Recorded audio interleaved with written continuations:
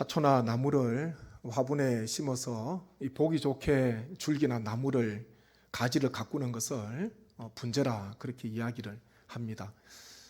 신방을 하다 보면 이따금씩 분재를 보게 되는데 참 아름답게 가꾸는 것을 보면서 참 귀하다 그런 생각을 해봅니다.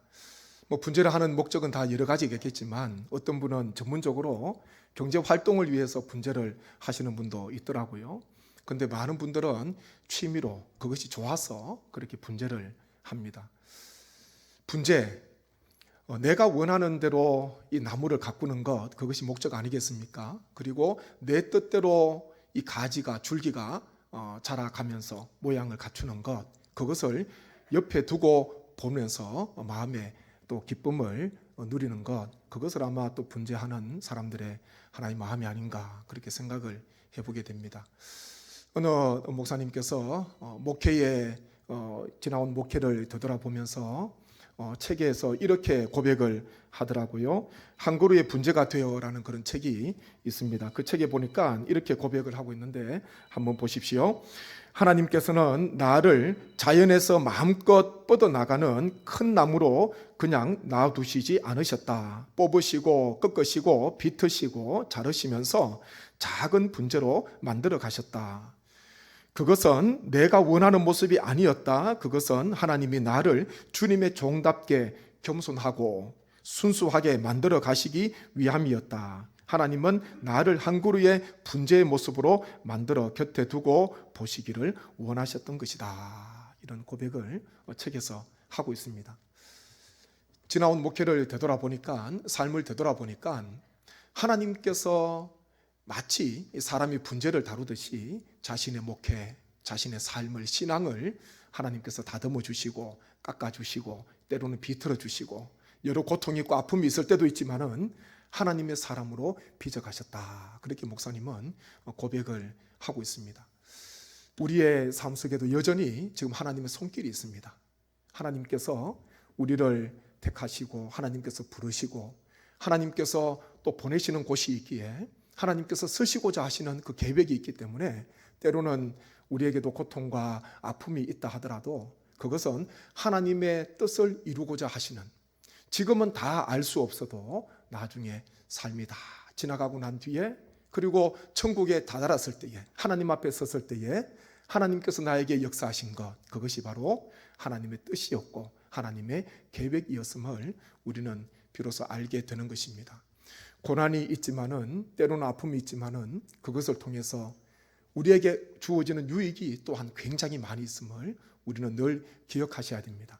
나에게 닥친 고난, 나에게 임한 그 아픔, 그것만 보게 되면 다시 일어설 수가 없지 않습니까? 그런데요, 그 고난, 때로는 뼈를 깎는 듯한, 도려내는 듯한 그런 아픔이 있다 하더라도 그것을 통하여서요, 하나님께서는 우리를 더 깨끗하게 하시고 하나님 곁에 두시려고, 그리고 하나님을 더 가까이 하나님 앞에 나아가도록 하기 위해서, 하나님을 찾는 인생이 되도록 하기 위해서, 그리고 하나님의 뜻을 비로소 묻기 위해서 우리는 때로는 여러 고난 앞에 설 때도 있다는 것입니다. 오늘 이 예배의 자리에 또 영상으로 처소에서 병상에서 고통 중에 예배 드리시는 우리 성도님 계신다면 오늘 이 말씀을 통하여서 하나님 앞으로 더 가까이 나아가시고 하나님께서 나를 지금도 다듬으시고 깎으시고 하나님께서 새롭게 하신다는 그 하나님의 뜻을 꼭 기억하셔서 하나님을 의지하시는 귀한 삶 되시기를 주님의 이름으로 간절히 축복합니다. 이 사도 바울도요, 부활의 주님 만나기 전에는 이 난지 8일 만에 할례를 받았던 사람이고 히브리인 중에 히브리인이었습니다. 그리고 율법으로는 흠이 없는 사람이었고 열심으로는 교회를 핍박할 정도로 다메섹에 살고 있는 성도들을 체포해서 예루살렘으로 끌어오려고 가던 그 노중에, 다메섹 길 중에 하나님의 은혜 가운데 부활하신 주님을 만나지 않습니까? 그리고 사도로 부르심을 얻게 되었습니다. 이방인의 빛으로 복음을 증거하는 사도로 주님께서 이 바울을 택한 그릇으로 불러주시는데 그것을 통하여서 바울은 많이 다듬어집니다. 주님을 만나기 전 어떻게 보면은 내 의를 가지고 대자연 속에서 내가 원하는 모습으로 내가 뻗어가고 싶은 곳으로 살아갔다면 이제는 하나님의 손에 붙들려서 부활하신 주님의 손에 붙들려서 마치 분재처럼요 하나님께서 다듬어 주시고 주님께서 쓰시기에 편한 도구로 주님께서 다듬어 가신 그 모습을 우리는 바울의 인생을 통해서 깨닫게 되는 것입니다. 오늘 이 고백은 이 9절 10절 말씀은 우리가 너무나 잘 아는 하나님의 말씀입니다. 바울의 고백입니다. 한번 제가 8절 9절 말씀 한번 보십시오. 8절 9절 같이 읽습니다. 맨 나중에 만삭되지 못하여 난자 같은 내게도 보이셨느니라. 나는 사도 중에 가장 작은 자라. 나는 하나님의 교회를 박해하였으므로 사도라 칭함받기를 감당하지 못할 자니라. 아멘. 이 고린도전서 기록할 때에 바울은 이미 선교를 시작한 지가 꽤 되었습니다. 그리고 많은 고생을 하였습니다. 에베소에 머물 때에 이 고린도전서 말씀을 기록하여서 보내게 되었는데 3차 전도 중 에베소에 머물고 있을 때의 말씀을 적어서 보내게 되었습니다. 많은 고생을 하였습니다. 사도로 부르심을 받은 그날부터 바울에게는 고난이 시작되었습니다. 그런데 오늘 어떻게 고백합니까? 그렇게 많이 수고했던 이 바울이 어떻게 고백합니까? 사도라 칭함받기를 감당하지 못할 자다. 그렇게 고백합니다. 늘 마음속에 죄송한 마음이 있었어요. 그것은 뭐냐 하면 주님을 만나기 전에 교회를 열심으로 핍박했던 것, 하나님의 뜻을 거역했던 것, 예수님을 거역했던 것, 불순종했던 것, 그것이 마음 한켠에 계속해서 남아 있었습니다. 그 죄 가운데 머물러 있었는데 죄인 중에 괴수로 있었고, 좀 전에 읽은 말씀에 보니까 맨 나중에 만삭되지 못하여 난 자 같은 자신에게도 부활의 주님이 찾아오셨습니다. 만삭되지 못하여 난 자, 부족한 인생이지요. 죽을 수밖에 없는, 돌봐주지 않으면 생명이 끊어질 수밖에 없는 연약한 인생입니다. 만삭이 되지 못해서 났어요. 심장도 폐도 다 부족합니다. 그런데요, 맨 나중에 부활하신 주님께서 다른 모든 형제들에게 사도들에게 다 보이신 뒤에 맨 나중에 나에게도 보이셨다. 부활의 주님께서 찾아오셨다. 그냥 찾아오신 게 아니에요. 사도라는 큰 사명을, 큰 직분을 주님께서 주신 것, 거기에 대해서 바울은 고백을 하고 있습니다. 그러면서요, 사도 중에 가장 작은 자라, 그렇게 자신을 낮춥니다. 그리고 또 에베소서 말씀에 보니까요, 모든 성도 중에 지극히 작은 자보다 더 작은 자신이라고 고백하고 있습니다. 이 땅의 모든 성도 중에 지극히 작은 자보다도 더 작은 자다. 참, 이 고백이 얼마나 아름다운 고백입니까? 언제 고백했습니까? 주님의 부르심을 받고 바로 고백한 게 아닙니다. 하나님 저를 사도로 불러주셔서 감사합니다. 주님 저를 사도로 사용해 주셔서 감사합니다. 사도로 부르심 받자마자 한 고백이 아닙니다. 여러 세월 동안 복음을 전하면서 수많은 고난과 수많은 아픔과 환난을 겪으면서 그때 했던 고백이 바로 이 고백입니다. 저는 사도라 칭함받기를 감당하지 못할 사람입니다. 그렇게 고백하고 있습니다. 참, 이 고백이 얼마나 아름다운 고백입니까? 사도로 부르심을 받지 않았다면 바울이 이렇게 고생은 하지 않았을 것입니다. 오히려 남을 판단하고 남을 재판하는 그런 자리에 섰을 것입니다. 율법의 의를 가지고 남을 정죄하는, 예수 그리스도를 핍박하고 거역하는 불순종의 죄를 살아갔을 것입니다.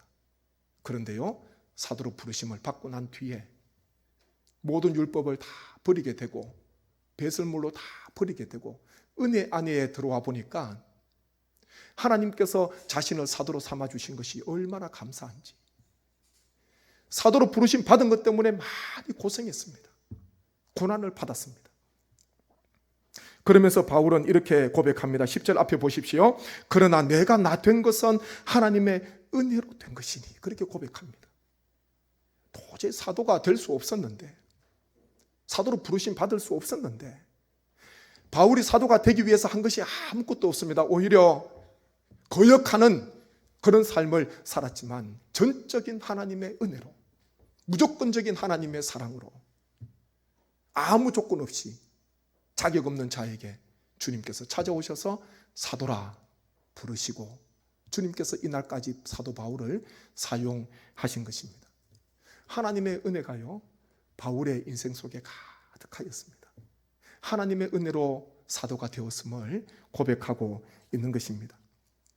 그러면서 10절 중간에 보십시오. 은혜 받은 자가 어떻게 살아야 될 것인가? 10절 중간에 같이 한번 읽겠습니다. 내게 주신 그의 은혜가 헛되지 아니하여 내가 모든 사도보다 더 많이 수고하였으나, 한 번 더 있습니다. 내게 주신 그의 은혜가 헛되지 아니하여 내가 모든 사도보다 더 많이 수고하였으나. 아멘. 여기 보니까요, 내게 주신 은혜, 저를 사도로 불러주신 거 하나님의 큰 은혜인데, 바울은 거기에서 고백이 끝나지 않습니다. 은혜를 받은 것으로 멈추지 않고 내게 주신 은혜가 헛되지 않도록 하기 위해서 바울은 모든 사도보다 더 많이 수고하는 삶을 살았다, 그렇게 고백합니다. 하나님께서 나에게 한량없는 은혜를 부어주셨는데 그 은혜를 받기만 하고 누리기만 하는 그런 삶이 아니라, 어떻게 하면 하나님께서 죄인 중에 괴수인 만삭되지 못할 난자 같은 이미 죽은 나를 불러주시고 사도로 삼아주셨는데, 이 크신 하나님의 사랑, 이 은혜를 어떻게 하면 갚을까? 어떻게 하면 다시 하나님 앞에 올려드릴까? 바울은요, 하나님을 실망시키지 않는 그런 삶을 살기 위해서 열심히 수고하였던 것입니다. 그렇게 본다면 하나님의 은혜는 누리는 것이 아닙니다. 하나님의 은혜는요, 하나님께 다시 올려드리는 것이고, 부족하지만 우리의 삶을 통하여 갚는 것입니다. 하나님의 은혜 누리는 거 다 좋아합니다.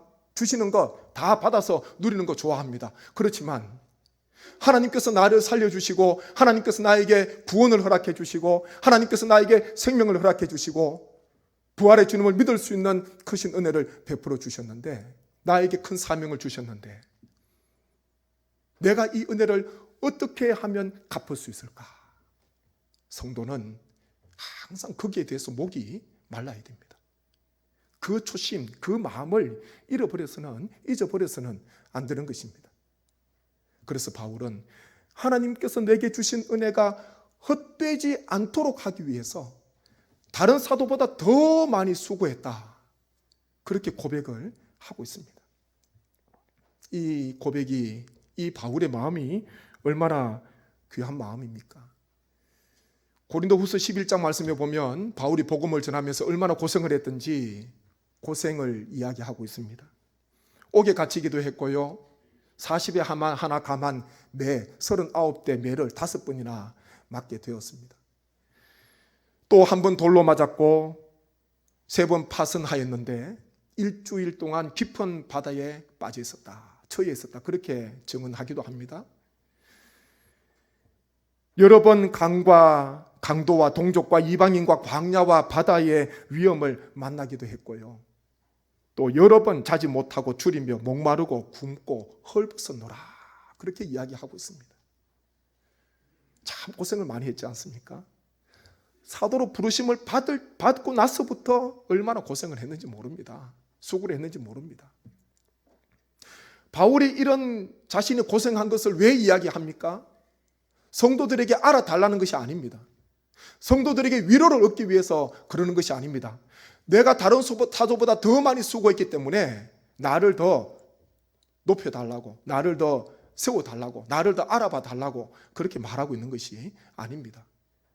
더구나 자신의 고생을 자랑거리로 삼기 위해서 이런 증언을 하고 있는 것이 아니라는 것입니다. 이 바울의 고백은요, 고린도후서 11장에 있는 이 고생담은, 고생 이야기는 바울이 이렇게 많이 고생하였는데, 이렇게 많이 수고하였는데, 이 목적은 무엇입니까? 하나님께서 나에게 주신 은혜가, 하나님께서 나를 사도로 세워주시고 나를 불러주신 하나님의 그 은혜가 헛되지 않도록 하기 위해서 저는 이런 삶을 살았습니다. 저는 사도로 부르심을 받은 뒤부터 지금까지 이런 삶을 살고 있습니다. 하나님께 영광을 올려드리는 것입니다. 성경에 보면은 헌신해야 될 때에 헌신하지 못하고 결단해야 될 때에 결단하지 못함으로 말미암아 좋은 기회, 은혜의 기회를 놓쳐버린 사람들이 등장하고 있습니다. 그 중에 한 사람이 룻기 4장에 기록되어 있는 엘리멜렉의 친족입니다. 우리가 알듯이 나오미가 이 모압 땅에서 자기 남편 두 아들을 잃고 자부 하나 데리고 고향 베들레헴으로 왔습니다. 빈털터리예요. 그래도 다행인 것은 그곳에 오니까 남편의 땅이 있었습니다. 그 당시 이 땅을, 남편의 땅을 상속받을 자녀가 없고, 그렇기에 가장 가까운 친족이 먼저 계대 결혼을 통해서 그 땅을 상속할 수 있는, 그리고 결혼할 수 있는 그런 기회가 있었습니다. 보아스와 나중에 결혼했지 않습니까? 보아스가 기업을 물렀습니다. 물으지만은 그 앞에 보아스보다 더 가까운 친족이 하나 있었습니다. 룻기에는 그 사람이 누군지 이름이 기록되어 있지 않지만 그 사람이 보아스보다 더 가까운 친족이기 때문에, 엘리멜렉과 더 가까운 친족이기 때문에 먼저 그 사람에게 기회가 주어졌습니다. 그런데 그 사람은 포기하였습니다. 기업 물을, 자신의 권리를 포기했습니다. 이유가 무엇인가? 한번 보십시오. 룻기 4장 6절 말씀 같이 한번 읽습니다. 그 기업 물을 자가 이르되 나는 내 기업에 손해가 있을까 하여 나를 위하여 물으지 못하노니 내가 물을 것을 내가 물으라. 나는 물으지 못하겠노라 하는지라. 보아스보다 더 가까운 친족이 하나 있었는데 그 엘리멜렉의 기업 물으는 것을 포기했습니다. 이유가 무엇인가? 방금 읽었지 않습니까? 나는 내 기업에 손해가 있을까 하여 나를 위하여 물으지 못하겠으니까 보아스, 당신이 기업을 이어받으려면 이어받으시오. 지금 그런 말을 한 것입니다. 자신에게 기회가 왔지 않습니까? 그런데요, 계산을 해보니까, 세무를 해보니까 오히려 이 엘리멜렉 땅 상속받고 룻과 결혼하는 것이 자기 인생에 더 안 좋게 보였겠지요. 그러면서 포기합니다. 나에게 손해가 될 것처럼 보이니까 그냥 권리를 포기해 버렸습니다. 성경에 여러 많은 인물들이 있지만은 저는 이 사람, 이름이 없지만은 이 사람의 삶을 보니까 참 얼마나 안타까운지 모릅니다. 물론 이 사람이 포기함으로써 그 권리와 그 은혜가, 기회가 다음 순위에 있었던 보아스에게 이양이 되었지만은 먼저 이 사람이 은혜 받을 그런 위치에 있었습니다. 먼저 된 자 아닙니까? 이 사람의 인생 보니까 참 안타까워요. 눈앞에 있는 손해, 그것 계산하다가 하나님의 영원한 복을 잃어버린 비운의 사람이 되었습니다. 이성적인 사람이죠. 계산하는 사람입니다. 투자한 것보다 더 많이 얻어야지 직성이 풀리는 그런 사람일 수도 있습니다. 이 사람의 인생 참 안타깝습니다. 만약 이 사람이 계산해도 손해처럼 보이지만 그래도 엘리멜렉이 불쌍하고 나오미가 불쌍하고 룻이 불쌍하고 그 가정 얼마나 불쌍한가. 내가 부족하지만 거둬야 되겠다. 나에게 손해가 되겠지만은, 나에게 덕이 하나도 되지 않지만은 너무 불쌍하니까 내가 품어야 되겠다. 내가 수용해야 되겠다. 만약 그렇게 했다면요, 보아스에게 기회가 주어지지 않았을 것입니다. 아마 이 사람이 다윗의 정조부가 되는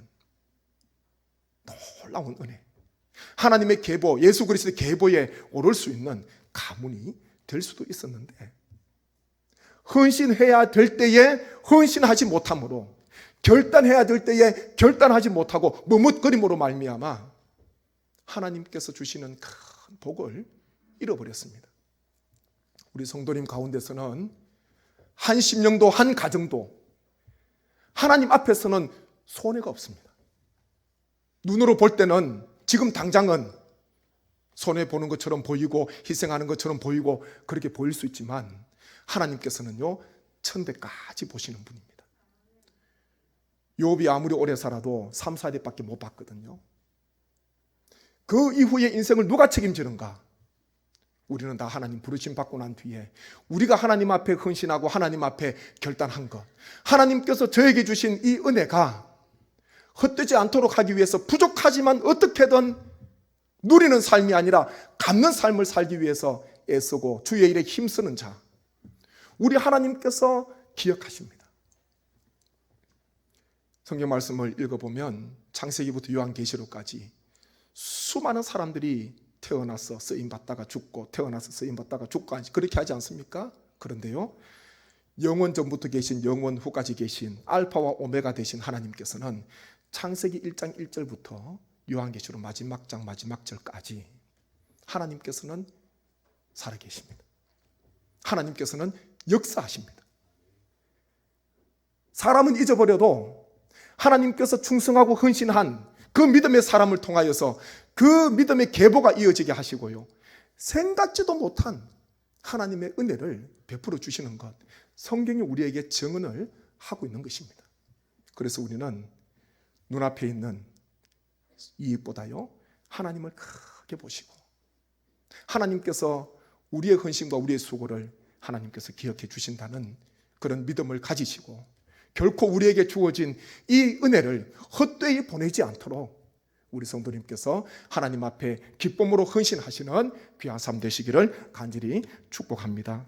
고린도전서 15장 58절 말씀 한번 보십시오. 함께 읽습니다. 그러므로 내 사랑하는 형제들아, 견실하며 흔들리지 말고 항상 주의 일에 더욱 힘쓰는 자들이 되라. 이는 너희 수고가 주 안에서 헛되지 않은 줄 알미라. 아멘. 바울은 이 땅에 발이 딛고 살았지만 부활을 소망하는 하나님의 사람이요 하나님의 일꾼이었습니다. 사도였습니다. 그렇기에 부활을 소망하기 때문에 이 땅에서 수고하는 것들 나중에 하나님께서 다 갚아주시고 결코 헛되지 않는 것을 알기 때문에 고린도 교회 성도들에게 견실하며 흔들리지 말고 항상 주의 일에 더욱 힘쓰는 자들이 되라. 더욱 힘쓰는 자들이 되라. 이는 너희 수고가 주 안에서 헛되지 않은 줄 압니다. 이렇게 증언을 하고 있습니다. 사도 바울 또한 더욱 힘쓰는 그런 삶을 살았습니다. 뒤의 것은 다 잊어버리고 빌립보서 말씀에 보면 표대를 향하여 부름의 상을 위하여 달려가노라. 바울은 결단합니다. 그래서 부활을 소망하면서 그리고 부활을 만난 성도, 부활을 믿고 있는, 부활을 마음에 품고 살아가는 성도는요 항상 마음속에 열심이 있어야 됩니다. 부지런함이 있어야 되고 성실함이 있어야 됩니다. 하나님 앞에서 나에게 은혜를 주시고 나를 살려주시고 나를 자녀 삼아주시고 거룩한 직분과 사명을 주셨는데 이 얼마나 큰 기쁨이요 은혜입니까?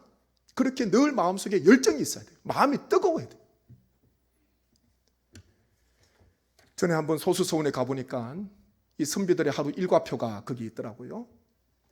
그 당시 선비들이 밤 9시에 취침해서 잠자리에 들어서 새벽 2시에 일어났더라고요. 5시간 정도 이렇게 주무셨던데 새벽 2시에 일어나서 무엇을 했는가 제가 유심히 보니까 거기에 적혀 있는 것은 1시간 동안 기상하고 난 뒤에 아이디어 메모라고 적혀 있더라고요. 아이디어 메모. 이게 뭘까?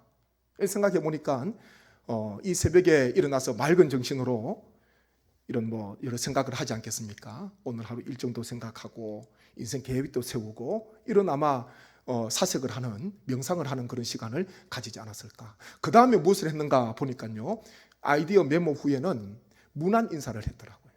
선비들이 새벽 3시에 누가 깼는지 모르겠지만 아마 선비들은 그 시간에 일어났을 거니까 서로 문안하지 않았을까. 자연을 만나고 사람을 만나고 그렇게 했을 것 같습니다. 그것을 보는데 그분이 하나님을 믿는 분인지 안 믿는 분인지는 모르지만은 참 부지런하다. 저는 그거 한 가지 생각했습니다. 참 부지런하다. 새벽 2시에 일어나서 일정 메모하고 문안 인사하고 우리는 하나님을 믿고 하나님께서 우리를 구원하셨고 하나님께서 우리에게 큰 은혜와 사명을 주셨는데 우리에게도 이런 열심이 있는가? 선배도 이런 열심을 가지고 부지런함을 가지고 새벽 2시에 일어났는데 우리에게도 이런 열심이 있어야 되겠다. 주님 앞에 더 힘쓰는 그런 삶을 살아가야 되겠다. 그거 보니까요 새벽 5시 새벽 기도가 빠른 시간이 아니더라고요. 선비는 2시 일어났으니까 한밤중이에요. 바울의 이 고백을 잘 기억하십시오. 내게 주신 은혜가 헛되지 않도록 하기 위해서, 하나님을 실망시켜 드리지 않기 위해서, 나를 불러주신 하나님 마음 아프게 하지 않도록 하기 위해서 바울은요 열심히, 다른 모든 사도보다 비교하지 않고 더 열심히 주의 일을 감당하고 부지런히 주의 사명을 위해서 복음을 전파하며 귀한 인생을 살아가게 되었습니다. 우리에게도 이런 은혜가 있기를 축복합니다. 10절 마지막에 보시면은 이렇게 고백합니다. 내가 모든 사도보다 더 많이 수고하였으나 내가 한 것이 아니요 오직 나와 함께 하신 하나님의 은혜로라. 같이 한번 읽겠습니다.